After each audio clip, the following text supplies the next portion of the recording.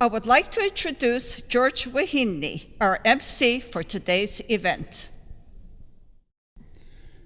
Today, the Ukrainian-American community commemorates the 87th anniversary of the Soviet regime's famine-genocide in Ukraine, where at least 10 million lives were snuffed out. This famine genocide is known as Holodomor, Holod meaning hunger, and morete meaning murder, murder by hunger, or murder through starvation. 1932-1933 marks the most devastating 500 days of the famine, where on average, 1 Ukrainian died every 3.5 seconds.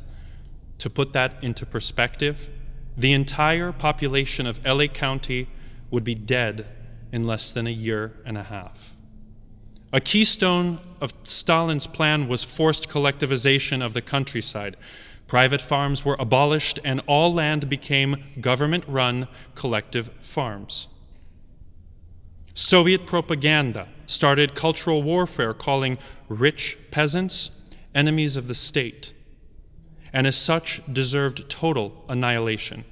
A rich peasant was defined as anyone who owned a few heads of livestock. Stalin's atrocities were not only against Ukrainians, his efforts were to destroy the Ukrainian language, culture, music, and religion, so that her place on this earth would be but a distant memory that would eventually fade and fade away forever. Collectivization brought Ukraine, a country known as the breadbasket of Europe, to its knees. Stalin used Ukraine's rich, fertile black soil, known in Ukrainian as Chornozem, to export grain in record amounts to feed the rest of the world, while Ukrainians were left to starve. But Ukraine, Ukrainians, and Ukrainianism, the language, the culture, the religion, live on, thanks to the witnesses and to those who remember and pass Ukraine's history, both beautiful and dark, to its progeny. To this day, Ukraine fights for her freedom to maintain her place on this earth. Шановні гості, глядачі, сьогодні ми вшановуємо пам'ять понад 10 мільйонів українців, які стали жертвами комуністичного режиму. Минуло 87 років від Голодомору геноциду в Україні в 1932-33 роках, але страшна справда про трагедію українського народу примушує нас знову і знову повертатися до цього питання. Тим більше, що жертвами стали не тільки дорослі, але й діти. Вчені підрахували, що найменше третини до половини жертв Голодомору геноциду були діти. Анна Тельня, учениця 11 класу Конотопської загальноосвітньої школи, написала вірш. Хлопчина помирав, закриті очі, в мріях крихта хліба. Дрижить рука і безсило повиса, на личку темні плями під очима. І хоч на дворі день, в кімнаті ніч і тьма. Стрімке чоло і смертні чорні вії, лягли бороздами на схудлеє лице, та в тілі його спраглім, майже нечуттєвім, ще теплилась надія на усе. Хлопчина помирав, засохлими вустами благав про скибку хліба і кричав, молився він: «Щасти тобі, моя Вкраїно, дай, Боже, її достатку». І замовчав. Щось щепотів, і тільки стіни були сумними свідками над ним. в руці стискав шматок тієї полотнини, але холодний погляд був лиш неясним. Комуністична партія приховувала праведні репортажі про Голодомор в Україні. Малочисленні журналісти та очевидці стверджували, що голод був штучно створений комуністичною партією під керівництвом Сталіна, але комуністи все заперечували і наполягали на тому, що це була антикомуністична пропаганда, пояснюючи, що голод відбувся тому, що був масовий неврожай, пов'язаний з посухою. Кожного року ми згадуємо та шановуємо мільйони жертв Голодомору геноциду, щоб їхня пам'ять була вічною і недаремною, щоб молитви без відповіді та приглушені прохання замордованих українців було голосно чути назавжди і на віки вічні. Наша мета, щоб цілий світ вшанував наших предків та всіх тих народів, які загинули під час різних геноцидів в цілому світі. We hope today that the millions of Ukrainian victims whose voices and prayers were silenced are given a voice that the whole world can hear, so that their memory is given the proper honor among all those who have lost their lives in genocides past and present. Armenians, Assyrians, Bosnians, Burundis, Cambodians, Chechens, Cherkessians, Greeks, Hutus, indigenous Brazilians, indigenous people of North America, Irish, Jews, Kazakhs, Kurds, Nigerians, Palestinians, Rohingyas, Scots, Tutsis, Yazidis, Zungarians, and yes, the Ukrainians. May they all be remembered and honored so that someday the world will learn from the screams of history, crying out for the world to hear their screams, learn from history's mistakes, and flourish with newfound wisdom. God grant Ukraine many years. Glory to Ukraine, to the heroes, glory. Slava Ukraini, heroyam slava. Members of Plast will present the colors. Children from Ridna Shkola will place flowers at the Ukrainian Holodomor Genocide Monument.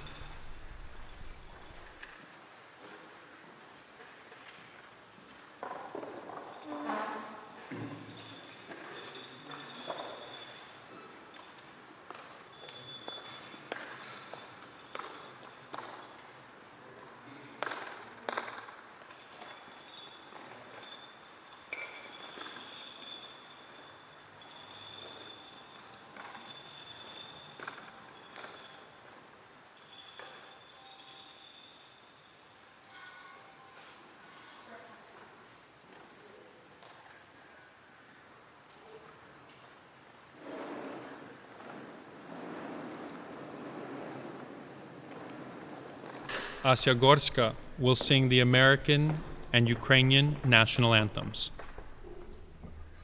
Oh, say, can you see by the dawn's early light what so proudly we held at that twilight celeste gleaming, whose broad stripes and bright stars through the perilous fight, oh, the ramparts we watched were so gallantly streaming, and the rocket red glare, the bombs bursting in air, gave proof through the night that our flag was still there. Oh, say that the star-sprinkled banner yet wave. Oh, the land of the free and the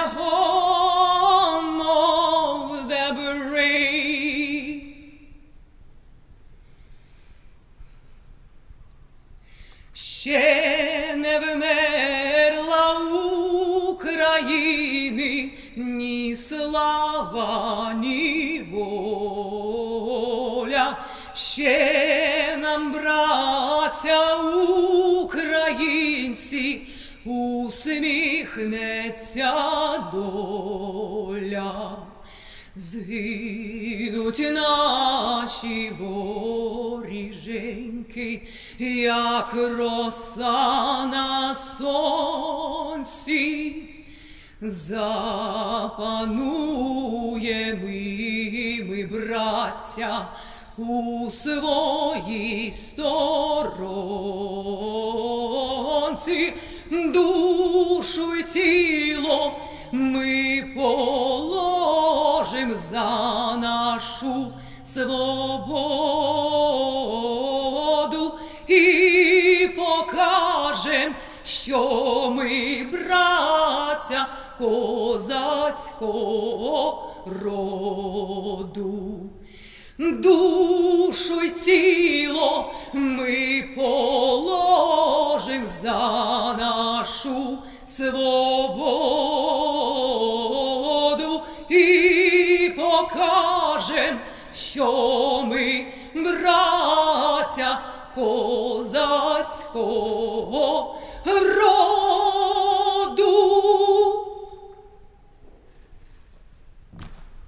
I would now like to introduce Halina Stadnik and Yuri Volinsky to commemorate the victims of the Holodomor famine-genocide.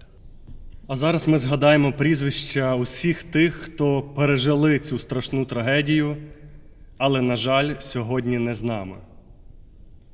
Семен Арсієнко, Леонід Артемовський, Тетяна Артемовський, Валентина Балабан, Галина Білоус, Анна Бучай, Лука Будило, Євгенія Даллас, Галина Цап, Марія Будило, Олександр Гадзінський, Ніна Гадзінський, Володимир Гадзінський, Федір Гнип, Григорій Гнип, Іван Гнип, Марія Гнип, Ольга Гнип, Галина Гриценко, Ігор Яременко, Хелен Китасте, Федір Кошовий, Галина Кошовий, Валентина Лимонченко, Катерина Панасенко Літавір, Яків Нагірний, Марійка Олійник, Іван Орліс, Іван Овечко, Семен Овечко, Семен Панченко, Юрій Поченюк, Тамара Поченюк, Анатолій Севеленко, Ніна Сіволап, Юрій Сиволап, Агнеса Старостенко, Юрій Старостенко, Анна Вибачинський, Паша Ємець Кошель, Яків Ємець, Іван Злиденний, Григорій Зубан. Ніна Зубан. Зараз відбудеться літія пам'яті усіх жертв голодоморів в Україні.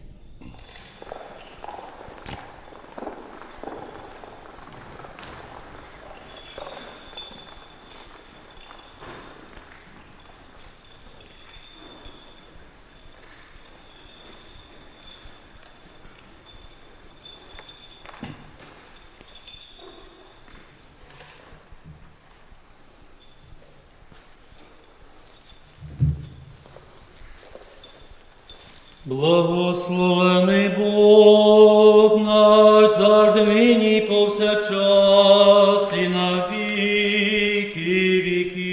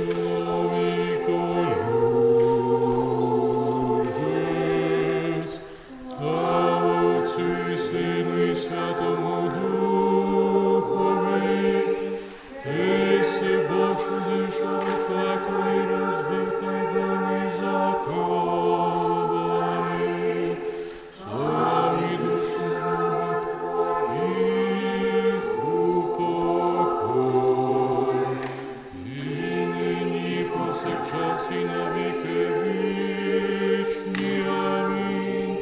Єдина чиста і непорочна Діва, без імені породила, молися за спасіння душі. Помилуй нас, Боже, з великої милості Твої молимось Тобі, вислухай і помилуй.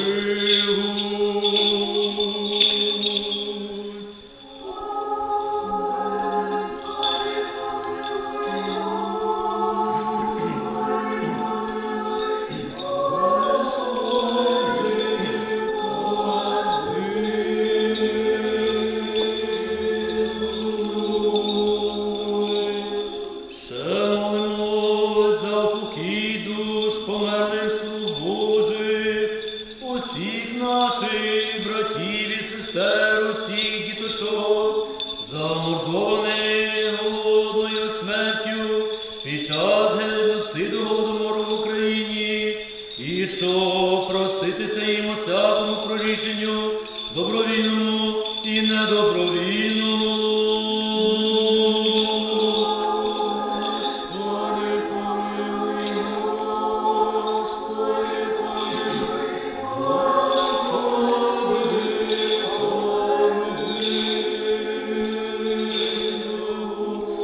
щоб Господь Бог поселив душі їх там, де праведні спочивають. Господи, помилуй, Господи, помилуй, Господи,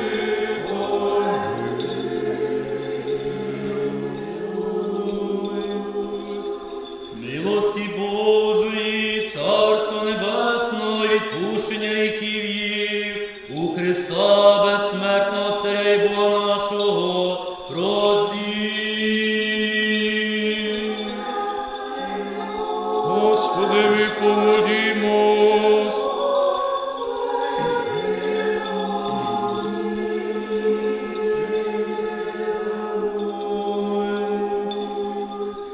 Боже, духів і всякої плоті, ти смерть подала від диявола знищив, і життя світові Твоєму дарував. Сам, Господи, упокой душі померлих слуг Твоїх, усіх наших братів і сестер, і усіх діточок, убитих голодною смертю під час геноциду Голодомору в Україні.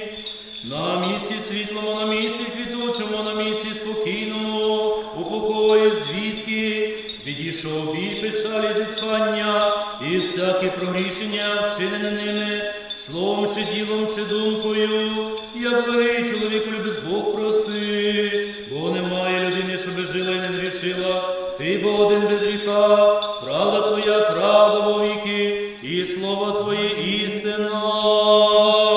Бо Ти єси воскресіння життям і спокій спочилих рабів Твоїх, братів і сестер наших, тих, що загинули від голодної смерті і геноциду в Україні.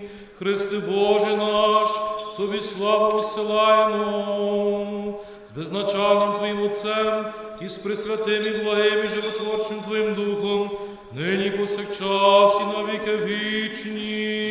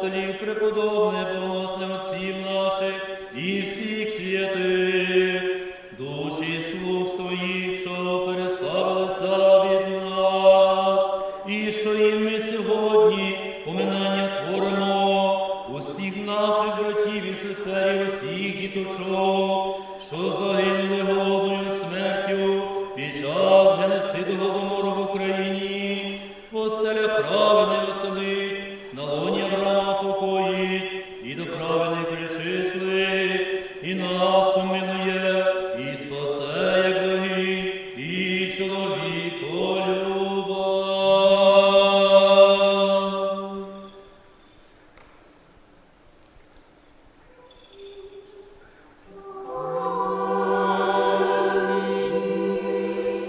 У блаженному спині вічний спокій подай, Господи, усопшим рабам Божим, братам і сестрам наших, які загинули під час Голодомору в Україні. Імена всіх Ти, Господи, сам знаєш, і вчини їм вічною пам'ять.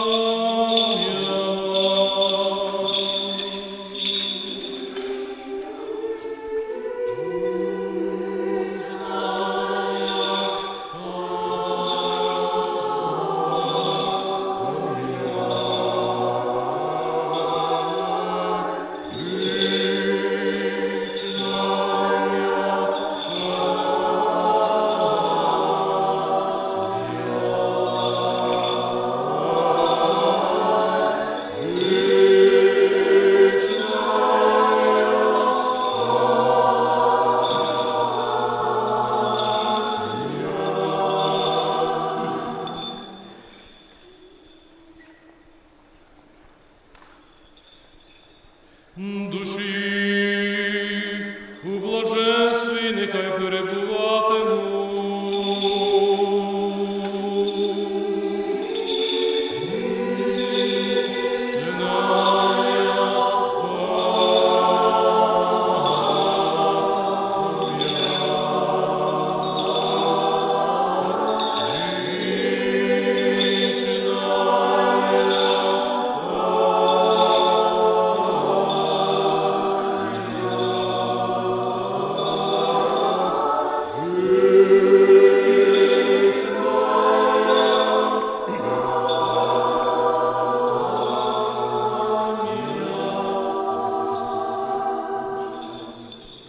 І пам'ять їх із роду в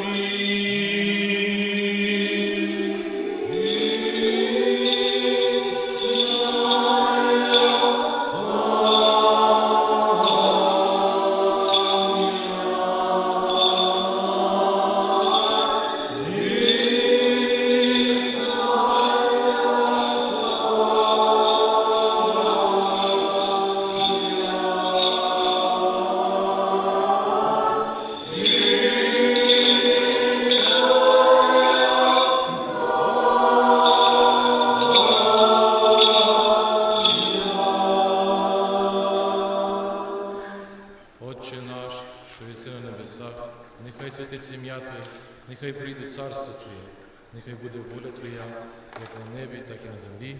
Хліб наш насущний дай нам сьогодні, і прости нам провини наші, які ми прощаємо винуватцям нашим. І не уведи нас у спокусу, але визволь нас від лукавого.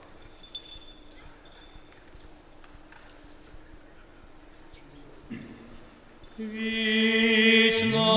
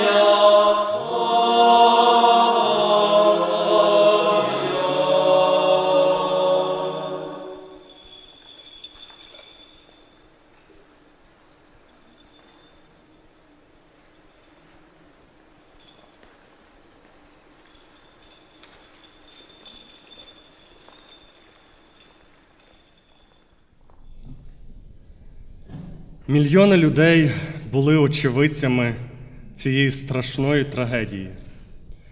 Їх свідчення є безцінними. Частина з них і сьогодні живе в Південній Каліфорнії. Вони добре пам'ятають ці звірства більшовицького режиму. І ось їхні прізвища. Володимир Будило, народжений у Дніпропетровську. Галина Федорович, народження 7 липня 1929 року в селі Кобичі Чернігівської області. Микола Кучеренко, народжений 7 жовтня 1930 року у Дніпропетровській області. Олександр Лимонченко, Леся Мельник, народжена 15 листопада 1929 року у Дніпропетровській області. Маріанна Могилина, народжена 26 квітня 1932 року у Харкові. Василь Олійник, народжений 9 січня 1920 року у Кривому Розі. Марія Пришляк, народжена 7 липня 1925 року, Дніпропетровська область, Солонянський район. Марія Савеленко, народжена 15 червня 1925 року, Обухів Київської області. Віра Шпак, народжена 2 квітня 1927 року в Харківській області. Василина Швейко, Катерина Вестон, народжена 26 липня в селі Константинівка. Станлі Вестон, народжений 10 січня 1920 року, Ківерці Волинської області. Лідія Ємець, народжена 14 березня 1933 року у Дніпродзержинську. Це усі прізвища, які на сьогодні нам відомі. Дай вам, Боже, довгих років життя і міцного здоров'я. Julia Michaels will now read a piece titled A Mother's Survival Story.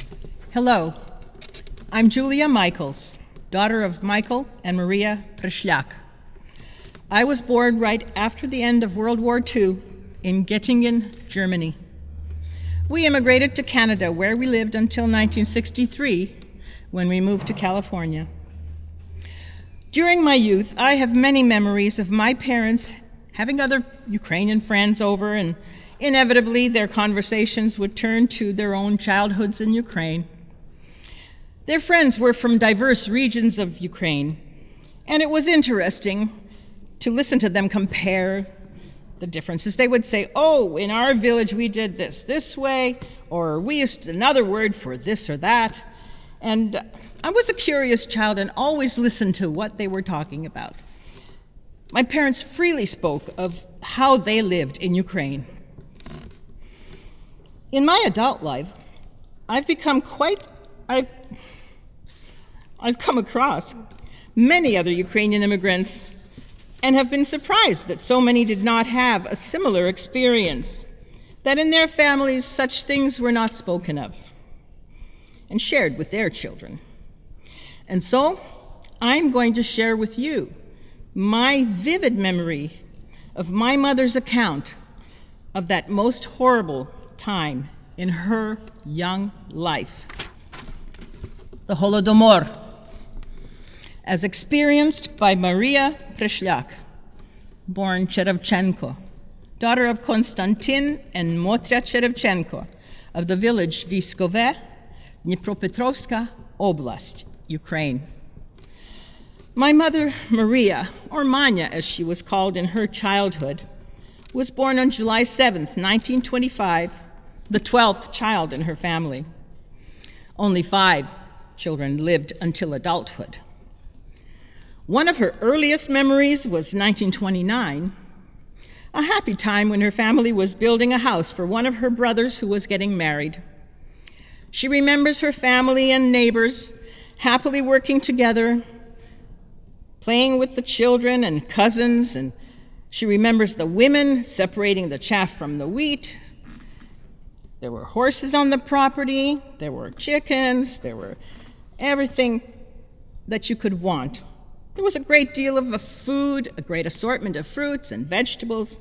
It seemed a happy time for a child, and it was getting better, finally, after all the wars and revolutions of the recent past. Then she remembers 1932.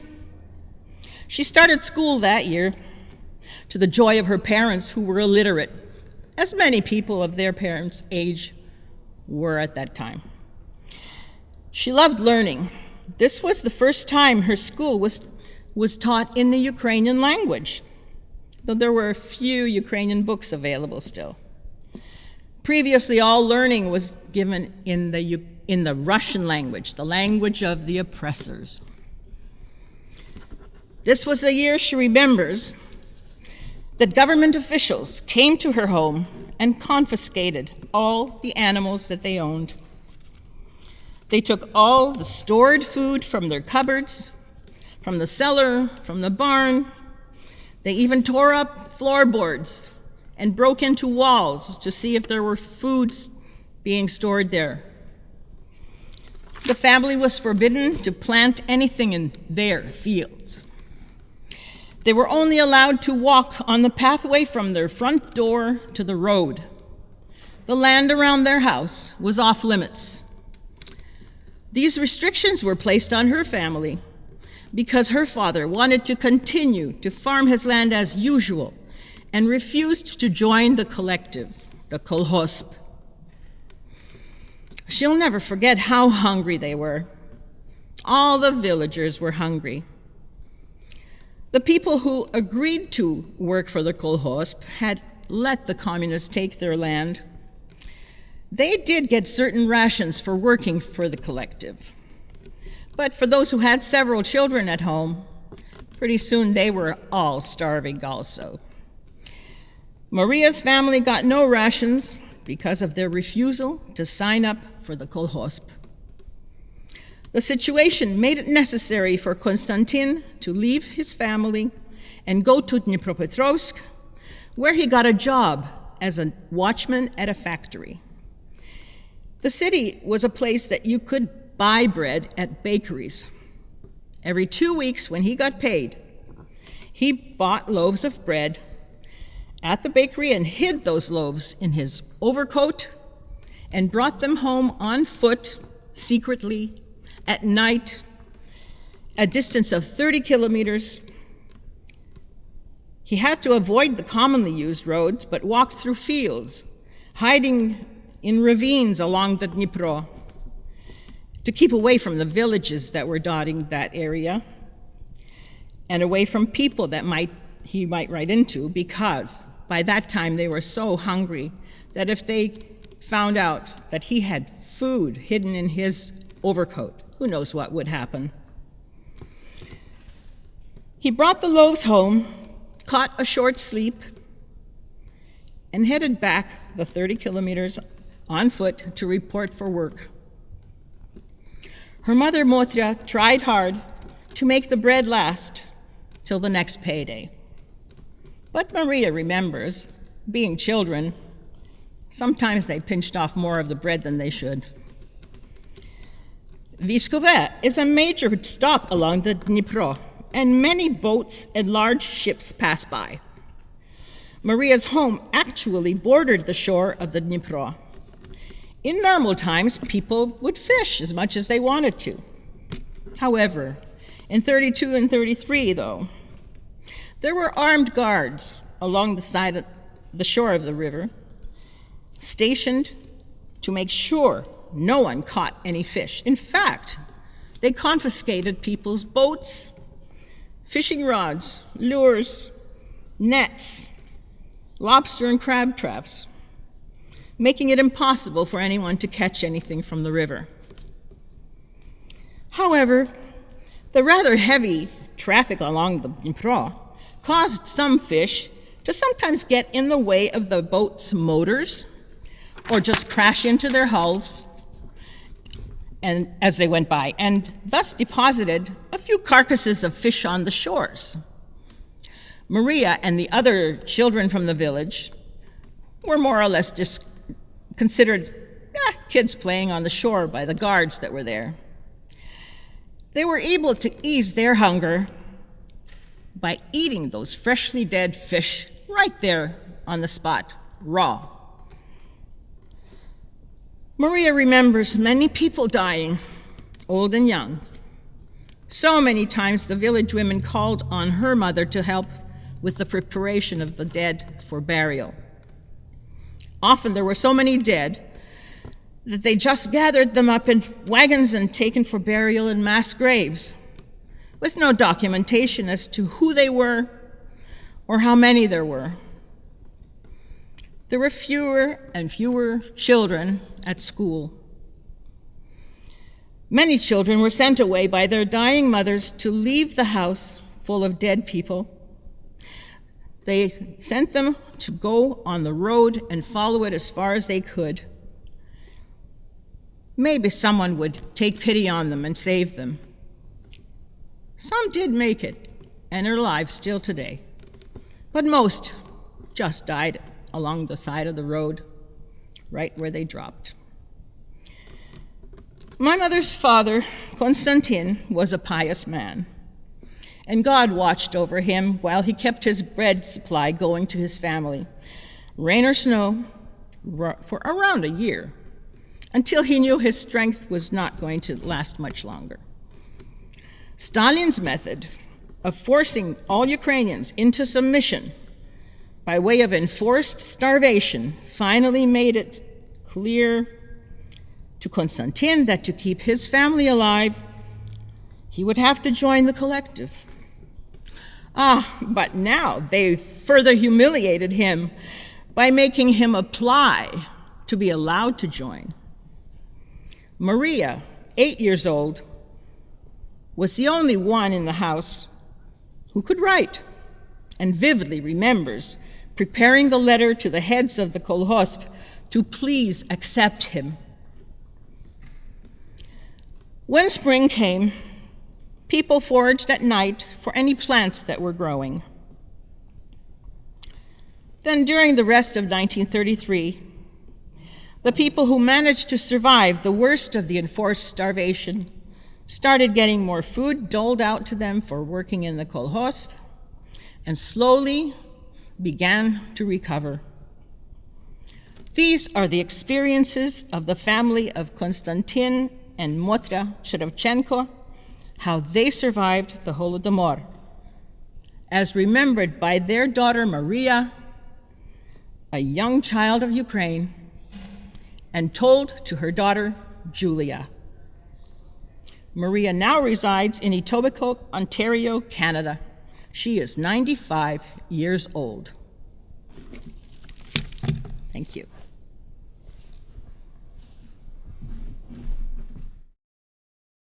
"35 years ago, Ukrainian immigrants in Southern California who escaped Russian oppression from their native land felt the need to remember and honor their brothers and sisters who died from the man-made famine-genocide.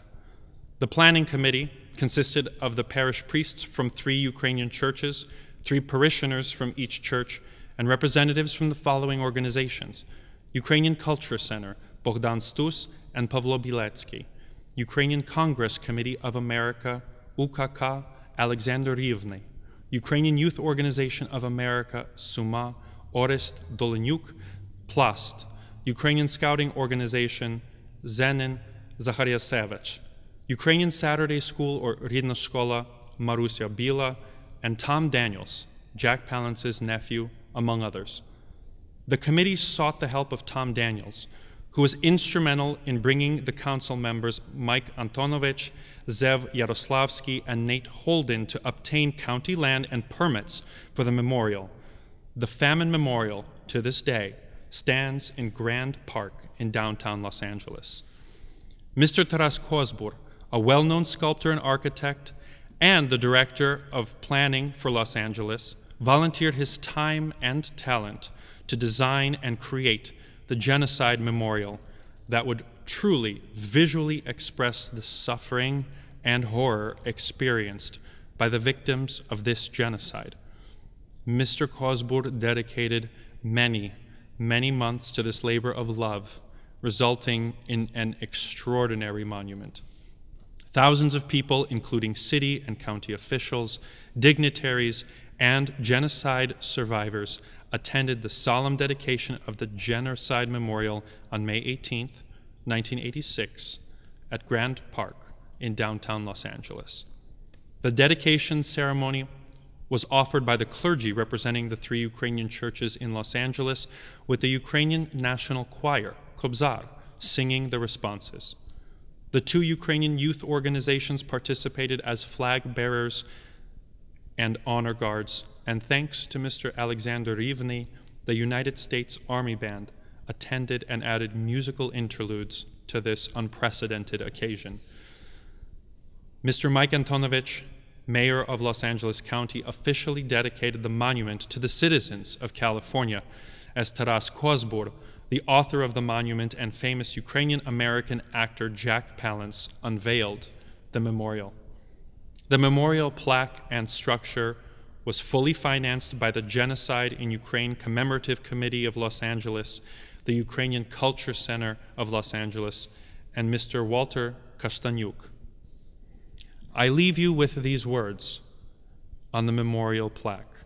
In memory of 7 million Ukrainian victims of Russian communism who lost their freedom, property, and life by order of the Soviet government during 1932-1933 genocide by starvation in Ukraine. We thank those brave Ukrainian immigrants who came before us for their dedication and perseverance in creating this lasting monument of remembrance. I just quickly wanted to point out that Mr. Alexander Rivny, a very active member, as you can see, had recently passed away a little over a month ago. Вічна всім їм пам'ять. Memory eternal.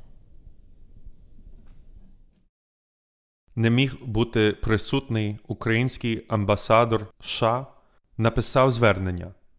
Шановні члени Комітету Голодомору, місто Лос-Анджелес, дорога українська громадо, не маючи можливості особисто брати участь у численних заходах вшанування 87-х роковин Голодомору геноциду 1932-33 років в Україні, приєднуюся сьогодні до вас серцем і думками.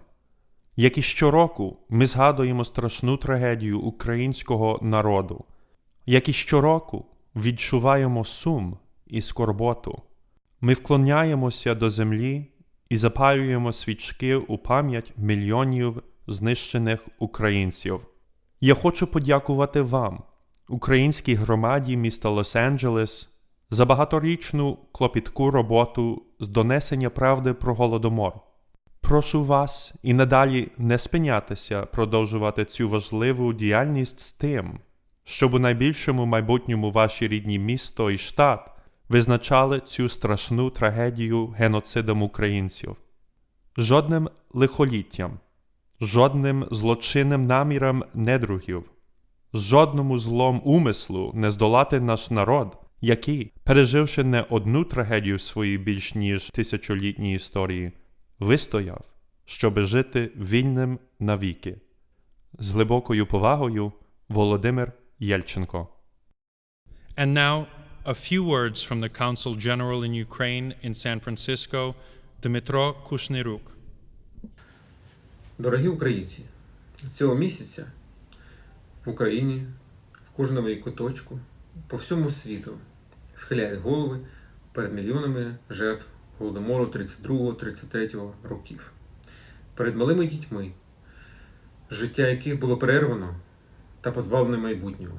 Перед мамами, які робили все можливе, щоб захистити свої родини, своїх дітей і не змогли цього зробити.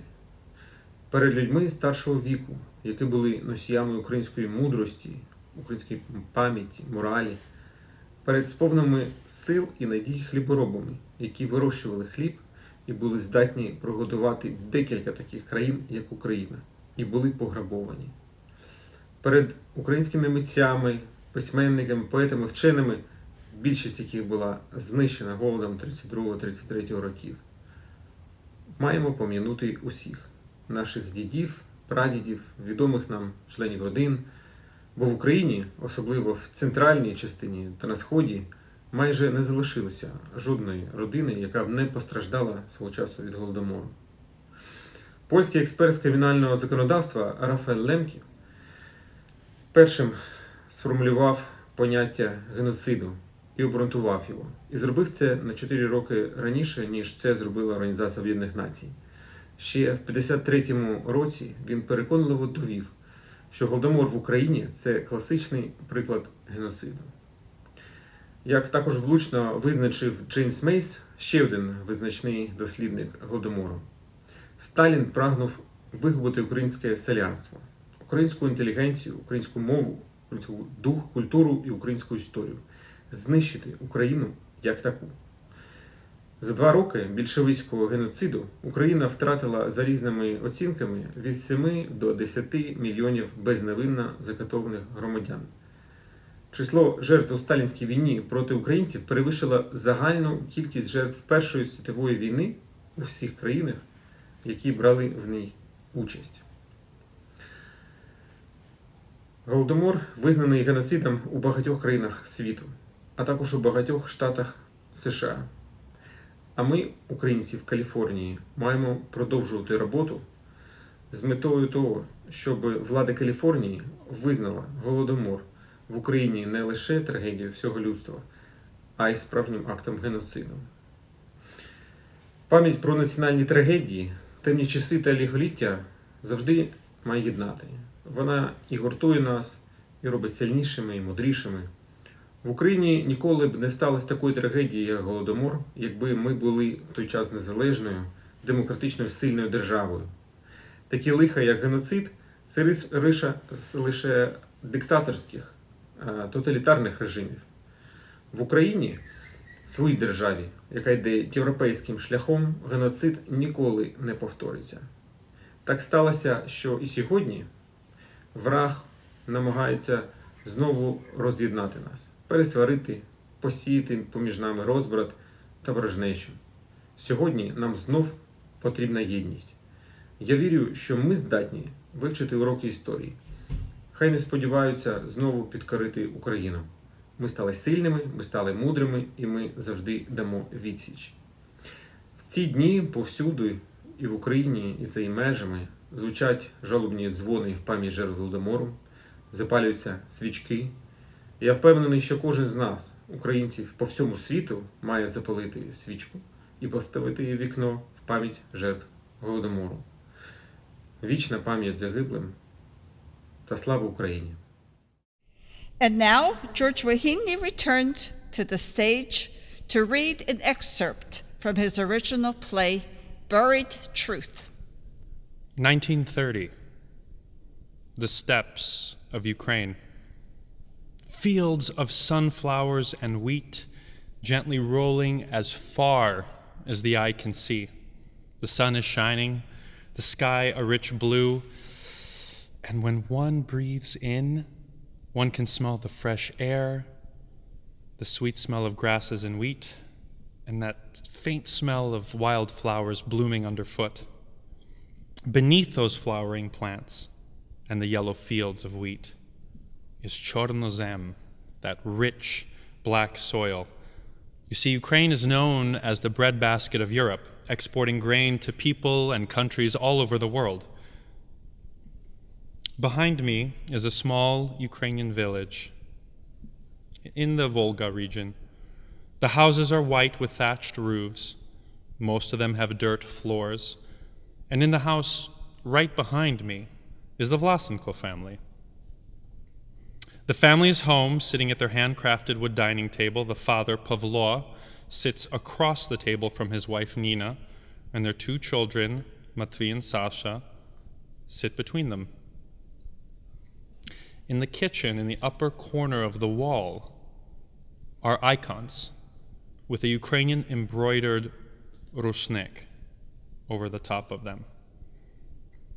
Behind the Vlasenko house, in the center of town, is a church built from wood with a single bell tower and a single cross on top of the wooden cupola. A group of women sits together in a circle playing the bandura, singing Ukrainian folk songs.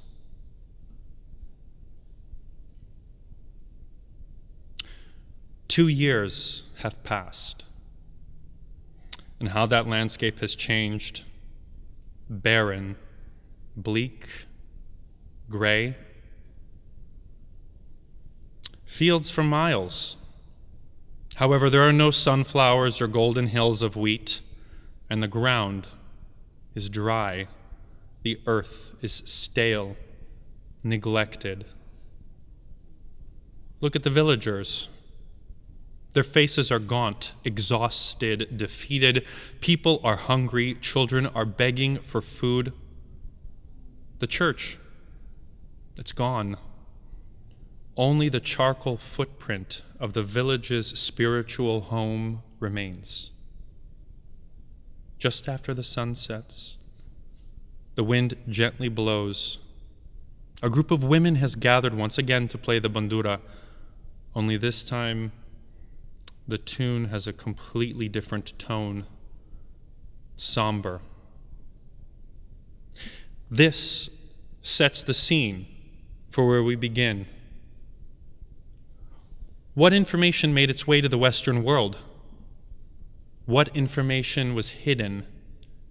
We now follow two journalists through the articles that they wrote, through their private journals, and through their other publications. This is what the Western world heard. On the one side, we have Gareth Jones, a Welsh journalist who was one of the first journalists who reported about the famine in Ukraine. Jones's father was a headmaster and his mother worked in Russia as a tutor. Jones graduated from the University of Strasbourg and Trinity College, Cambridge, where he studied French, German, and Russian. And in 1929, he became a professional freelance reporter. He wrote an article in the Times in 1931 under a false name about famine in Ukraine, or as he called it at the time, Russia. And in 1933 in Berlin, he issued a press release using his own name. On the other side, we have Walter Duranty. Walter Duranty was born in Liverpool, England. He graduated from Emmanuel College, Cambridge, with a first-class degree. During World War I, Duranty worked as a reporter for the New York Times. And in 1921, Duranty moved to the Soviet Union. During the first five-year plan in the Soviet Union, Duranty had the opportunity to interview Joseph Stalin. This interview threw his journalistic career into the spotlight. He remained in Moscow for 12 years, and in 1932 he received a Pulitzer Prize for reports he had written about the Soviet Union. However, his articles denied that there was any evidence of an artificially created famine in Soviet Ukraine. From Gareth Jones's journal, he interviews a farmer. It is terrible now. We get 2 pounds of bread a day, and it is rotten bread. I get no meat, no eggs, no butter. Before the war, I used to get a lot of meat, and it was cheap, but I haven't had meat for a year. Eggs were only a kopeck each before the war, but now they're a great luxury. I get a little soup, but it's not enough to live on. We are treated like cattle. We are told to get away. We get no bread. How can we live? I used to get a pound of bread a day for my entire family, but now there is no bread at all. I have to leave the city and leave the countryside to try to find bread. I still can't find it. from an article Gareth Jones wrote, "Famine rules Russia. The 5-year plan has killed the bread supply." Although journalists used the word Russian in articles, they are referring to present-day Ukraine. Ukraine was part of the Soviet Union at the time, and thus they referred to the area in general as Russia. What that worker said, at least 96% of the people in Russia are thinking. There has been construction, but in the act of building, all that was best in Russia has completely disappeared. The main result of the 5-year plan has been the tragic ruin of Russian agriculture. This ruin I saw in its grim reality. I trampled through a number of villages in the snow in March. I saw children with swollen bellies. I slept in peasants' huts, sometimes 9 of us in a room. I talked to every single peasant I met, and the general conclusion I drew is that the present state of Russian agriculture is already catastrophic, but that in a year's time, its influence will have worsened tenfold. What did the peasants say? There was one cry which resounded everywhere I went, and that was, "There is no bread." The other sentence, which was the leitmotif of my Russian visit, was, "All are swollen." Even within a few miles of Moscow, there is no bread left. As I was going through the countryside in the district, I chatted to several women who were trudging with empty sacks toward Moscow. They all said, "It is terrible. We have no bread. We have to go all the way to Moscow to get bread, and then they will only give us 4 pounds, which costs 3 rubles, 3 shillings nominally. How can a poor man live?" "Have you potatoes?" I asked. Every peasant nodded negatively with sadness. "What about your cows?" was the next question. To the Russian peasant, a cow means wealth, food, happiness. It is almost the center point upon which life gravitates. If it is grave now, and if millions are dying in the villages as they are, for I did not visit a single village where many had not died, what will it be like in a month's time? The potatoes left are being counted one by one, but in so many homes the potatoes have long run out. The beet, once used as a cattle fodder, may run out in many huts before the new food comes in June, July, and August, and may not ever get there. The situation is graver than in 1921, as all peasants said emphatically. The 5-year plan has built many fine factories, but it's bread that makes the factory wheels go round, and the 5-year plan has destroyed the bread supplier of Russia. In response to Gareth Jones' article, Walter Duranty writes, Moscow, March 30th. In the middle of the diplomatic duel between Great Britain and the Soviet Union over the accused British engineers, there appears from a British source a big scare story in the American press about famine in the Soviet Union, with thousands already dead and millions menaced by death by starvation. Its author is Gareth Jones, who is a former secretary to David Lloyd George and who recently spent 3 weeks in the Soviet Union and reached the conclusion that the country was on the verge of a terrible famine, as he told the writer. Jones told me there was virtually no bread in the villages that he visited, and the adults were haggard, gaunt, and discouraged, but that he had seen no dead or dying animals or dead human beings. I believed him, because I knew it to be correct, not only for some parts of Ukraine, but of sections of the North Caucasus and Lower Volga regions, and for that matter, Kazakhstan, where the attempt to change the stock-raising nomads of the type and period of Abraham and Isaac into 1933 collective grain farmers has produced the most deplorable results. It's all too true that the novelty and mismanagement of collective farming, but to put it brutally, you can't make an omelet without breaking eggs. And the Bolshevik leaders are just as indifferent to the casualties that may be involved in their drive toward socialization as any general during the World War who ordered a costly attack in order to show his superiors that he and his division possessed the proper soldierly spirit.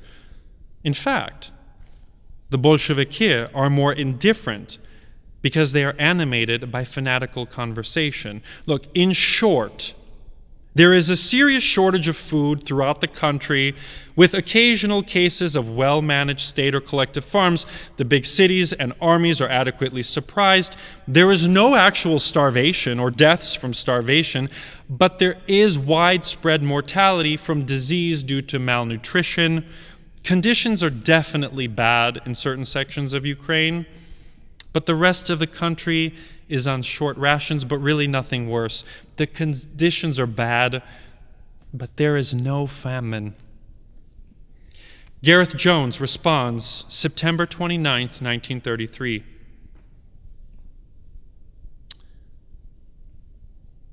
He publishes a letter written by Malcolm Muggeridge. Dear Gareth Jones, thank you for your letter.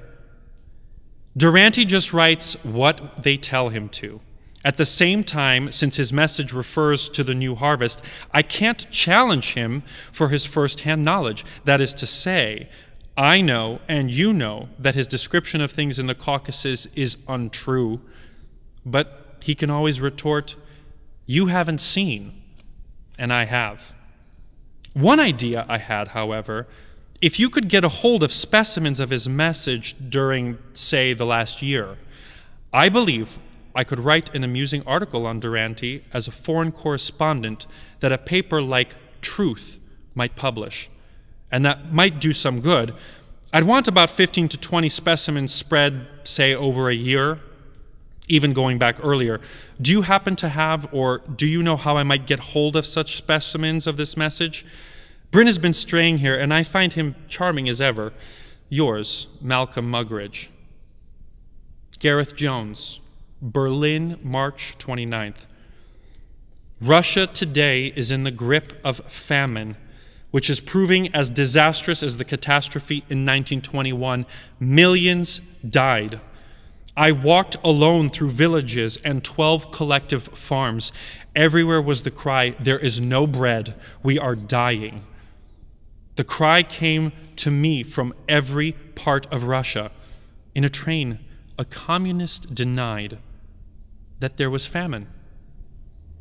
I flung into a spittoon a crust of bread that I'd been eating from my own supply. The peasant, my fellow passenger, fished it out and ravenously ate it. I threw an orange peel into the spittoon. The peasant again grabbed it and devoured it. The communist subsided. There is insufficient seed. Many of the peasants are too weak to work the land. The new taxation policy, which promised to take only a fixed amount of grain from peasants, will fail to encourage production because the peasants refuse to trust the government.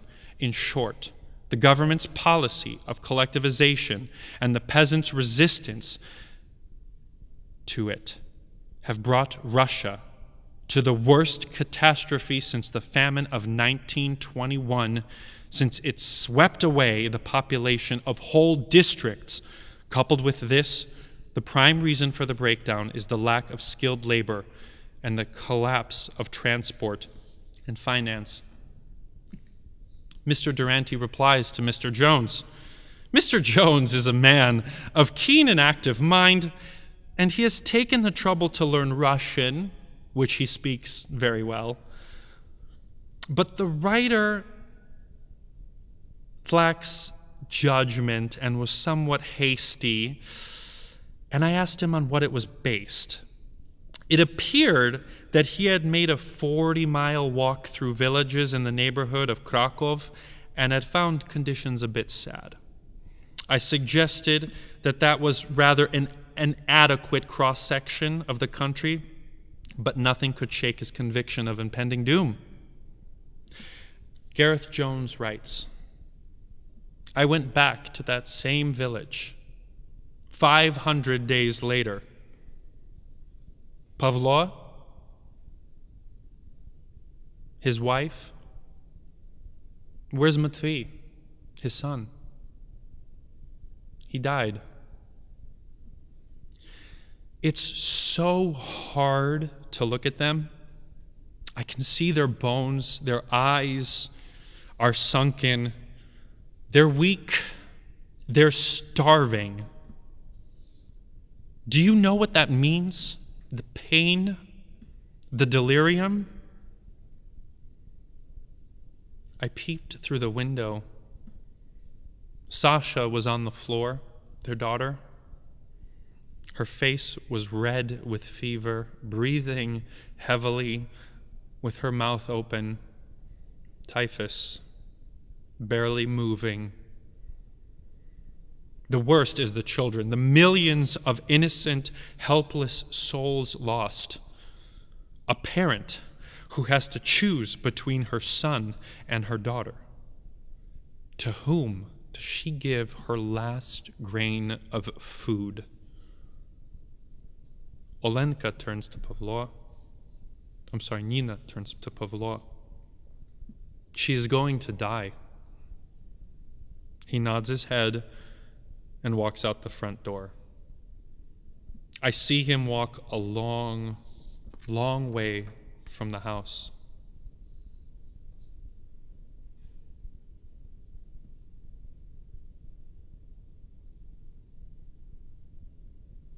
I never saw them again.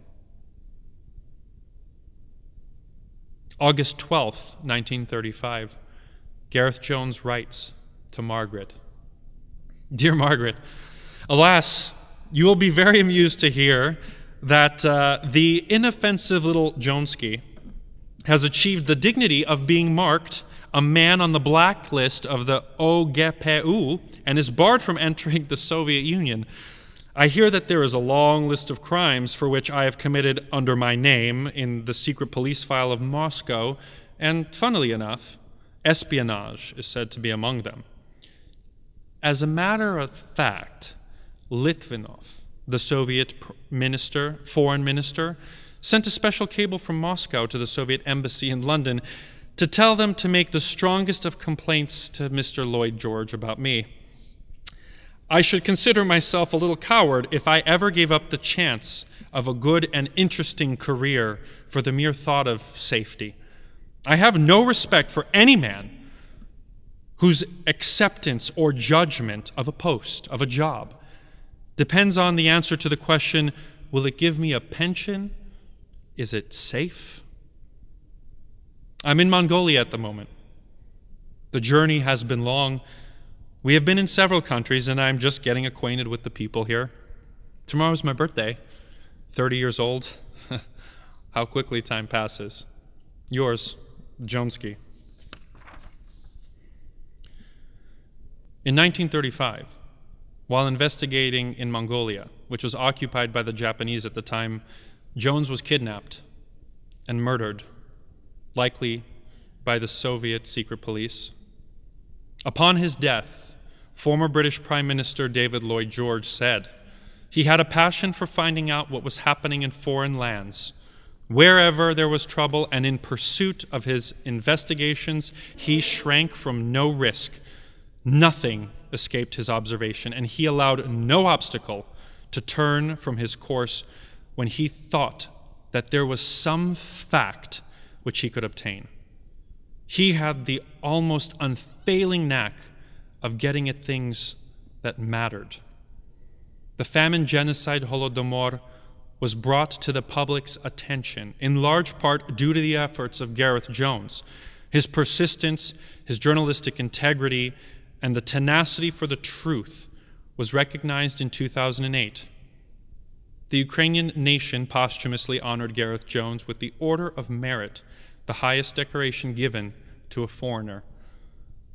How could two journalists, both covering the same topic in Ukraine, write journalistic articles that were so drastically different?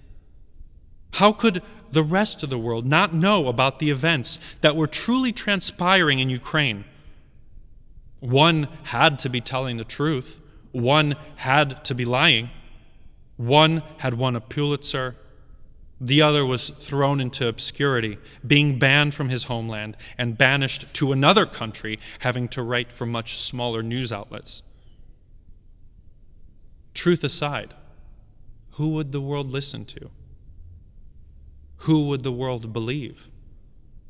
The journalist shamed and banished? Or the journalist who wrote for the New York Times and won the Pulitzer? Fiction won. Lying was lauded, and the truth was buried. Along with that truth, the millions of lives that were lost. However, the truth and their stories live on through the journalists, not just Gareth Jones, and courageous eyewitnesses who lived through those horrors and told their story. I would now like to introduce Walt Zazulya, President of the Ukrainian Culture Center and the Holodomor Committee of Southern California. Слава Україні! Хочу вам всім подякувати, що з нами може святкували, то не є таке слово, але то наш Голодомор і запам'ятати наші, що нам там зробили. Знаєте, ми маємо той коронавірус, ми не могли піти там, де є наш пам'ятник, але ми не забудемо наших українців, наших батьків чи прадідів. І так, що ми це зробили для вас, щоб з нами пам'ятали. Я хочу подякувати, знаєте, скільки людей ми в тім брали участь, що це для всіх. Та комітет, Голодомор комітет, була пана Люба Кеске, Данута Лопушинська, Джулія Майклс, Любко Солок, Ольга Старов, Людмила Вусик і Юрко Вегеній. І також наш пласт, наші пластуни, Роман Ємеч і Ліда Прокопович, наші прапори привезли. На чвіти Роман Полюга і Леона Горська співали наші антеми, англійські і українські, Аша Горська. Ті, що читали ім'я, Галина Стадник, Юрій Волинський, наш хор, Дебра Касперська, Юлія Майклс, Люба Кеске, Олена Касперська, Надя Касперська, Ориша Прокопович, Олена Калдерон, наші священники, отець Ігор Кошик від Української католицької церкви, Різдва Пресвятої Богородичі Діви Марії, отець Василій Савсир від Української православної церкви Святого Володимира. Ще кого? Не хочу нікого забути. Я думаю, може, це все. І також наші обидва директори, Геньо Горський, і також наш Юрко Вегеній, і Мішел Будило, що зробила щойно нас рекламу нашу на Facebook і на Constant Comment, і також ще кого там є. Ой, не забуду, наш господар Віктор Макогоненко, що це все, нашу сцену, та цілий будинок, що тримає докупи. Бо, знаєте, теж в нас нема, ми всі ховаємося від вірусу, того коронавірусу. I'd like to thank everybody for helping us commemorate the Holodomor Genocide. We're not going to forget our Ukrainians. We are Ukrainians. And again, like I said, we don't forget and we don't forgive. But I want to thank the Holodomor Committee for 2020.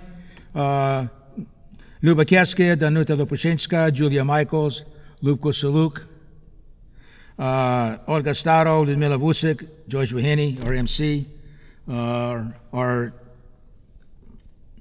Plast members, right, for our scouts, Roman Yemets and Lida Prokopovich, which did our flag ceremony, our flowered children, Roman Puluha and Leona Gorska, Asha Gorska sang our national anthem. The names of the victims was Helena Stadnik, Yuri Volinsky, our choir members, Deborah Kaspersky, Julia Michaels, Luba Keske, Olena Kasperska, Nadia Kasperska, Oresha Prokopovich, and Olena Calderon, our two priests, Father Ihor Koshik from the Ukrainian Catholic Church, Nativity of Blessed Virgin Mary, our Orthodox priest from St. Vladimir's, Father Vasiliko Sosur. And I'd also like to, again, take Gene Gorsky, our filmer, Viktor Mokohonenko, and then I would also like to tell Michelle Budillo, who did our advertising, our PR work. And as far as our brochures go and the artwork that you saw on some of our filming was Peter Bretsko from Landmark Printing. Give him a little shout out here. But he's a wonderful guy and does good work and charges very little, especially for us. So thank you very much, everybody, and have the nice afternoon. And again, just remember that we are Ukrainians. It was a Ukrainian genocide, and don't let people forget. Thank you.